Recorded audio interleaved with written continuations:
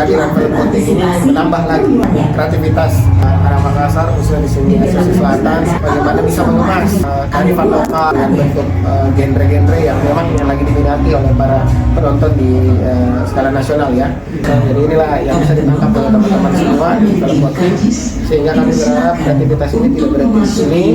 bisa menambah lagi nilai-nilai dan menambah daya saing kita di industri kreatif, terkhusus subsektor film, karena ini merupakan salah satu subsektor paling memberikan kontribusi. Film ini memberikan kontribusi bersama 3 subsektor lainnya, yaitu kuliner, fashion, dan kria. Sekali lagi dengan kehadiran film Poting ini kita berharap seluruh warga Sulawesi Selatan, khususnya yang ada di Makassar ini hadir semua nanti mulai lusa hari Kamis untuk hadir di bioskop kesayangan kita, karena sekali lagi dukungan itu harus hadir dari kita sendiri sebagai warga kota Makassar, karena film ini menceritakan kearifan lokal kita sebagai Portugis Makassar, Toraja dan